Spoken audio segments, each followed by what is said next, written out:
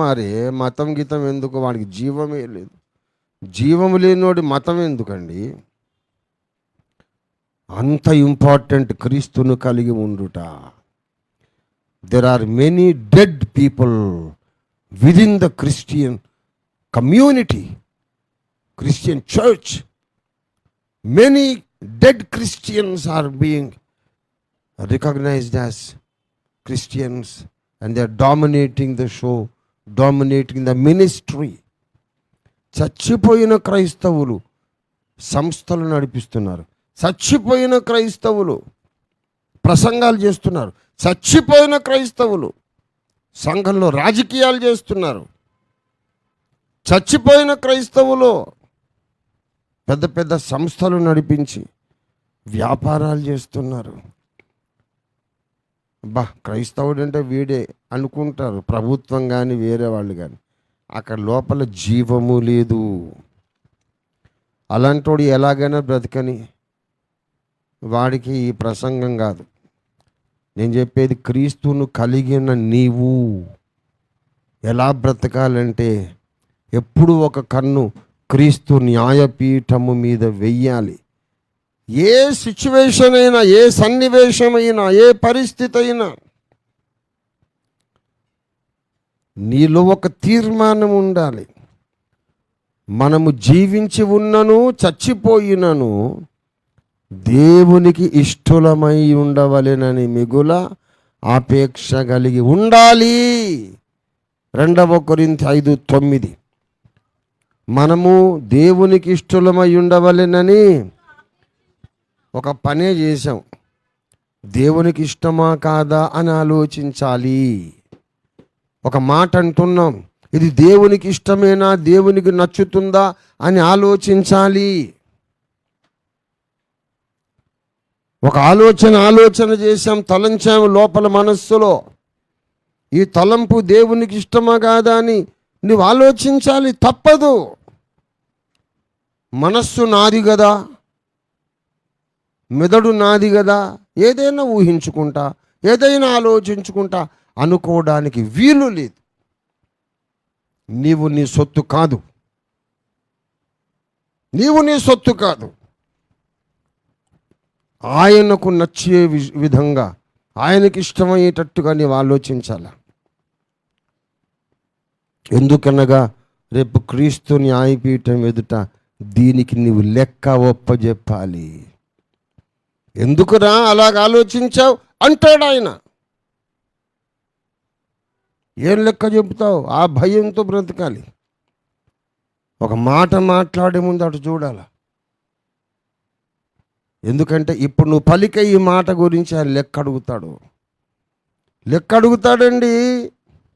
ఎందుకు ఈ మాట మాట్లాడావు అని దేవుడు లెక్క అడుగుతాడు అని మత్తయి సువార్తలో యేసయ్య చెప్పాడు. 12వ అధ్యాయము 36వ వచనం.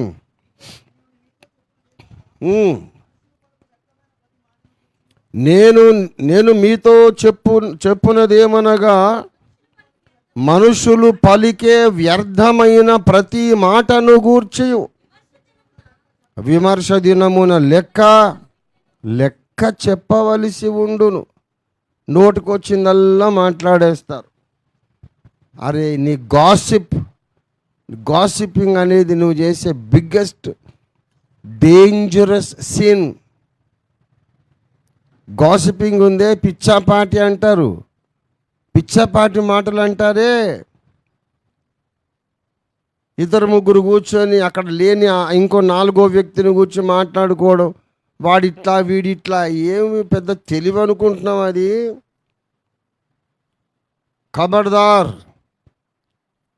Every word you utter you have to explain before God. నువ్వు చెప్పాలి, ఎందుకు ఇలాగన్నావు అని అడుగుతాడు ఆయన.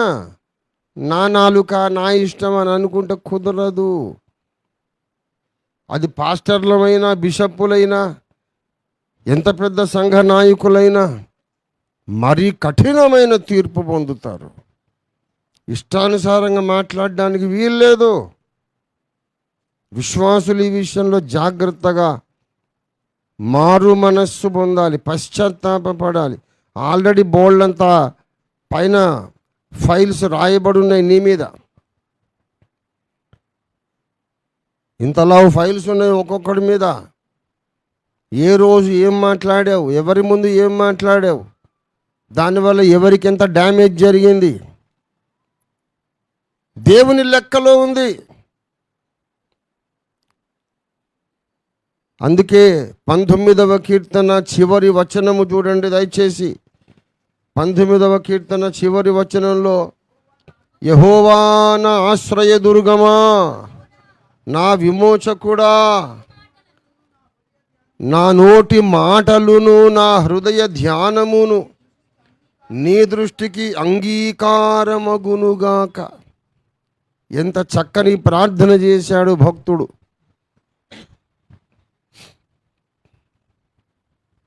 నా నోటి మాటలు నీకు అంగీకారముగా ఉండాలి.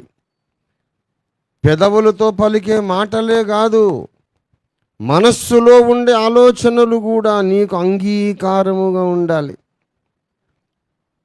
జాగ్రత్త విశ్వాసులారా, మీరు ఏదేదేదో ఆలోచించుకొని లోపల ఇంకేదేదో అనుకొని పైన మాత్రం ఒక ముసుగు వేసుకొని పైకి ఏదో ఒక ప్లాస్టిక్ ఫేస్ ఒకటి పెట్టుకొని భక్తులుగా నటిస్తే సమాజంలో చెల్లుబాటు అవుతుందేమో. క్రీస్తు న్యాయపీఠము ముందు ఆ ముసుగులన్నీ జారి పడిపోతాయి. నీ రియల్ క్యారెక్టర్ బయటకు వచ్చేస్తుంది. ఎంతమంది మీద ఎన్ని మాటలు నువ్వు ప్రచారం చేశావో, అది విని ఎంతమంది మీద ద్వేషం పెంచుకున్నారో, సంఘములో దేవుని సన్నిధి ఎంతగా దూరం అయిపోయిందో, ఐక్యత ఎంత పాడైపోయిందో. దేవుడు అన్ని సీరియస్గా లెక్కలు రాసి పెడుతున్నాడు. నువ్వు మాట్లాడుతున్నప్పుడే దేవుడు వచ్చి అడ్డుకోడు. ఏంటిలా మాట్లాడుతున్నావని ఆన్ ద స్పాట్ రాడు. ఎందుకంటే ఒక దినము నియమించబడింది. ఎలా మాట్లాడతారో మాట్లాడండి, నియమించిన దినాన నేను తీర్పు తీరుస్తా. ఒక దినము ఆయన నియమించి ఉన్నాడు. ఆ తీర్పు దినాన్ని ఎప్పుడు నువ్వు కళ్ళతో చూస్తూనే ఏదైనా మాట్లాడాలి, ఏదైనా ఆలోచించాలి, ఏ పనైనా చేయాలి.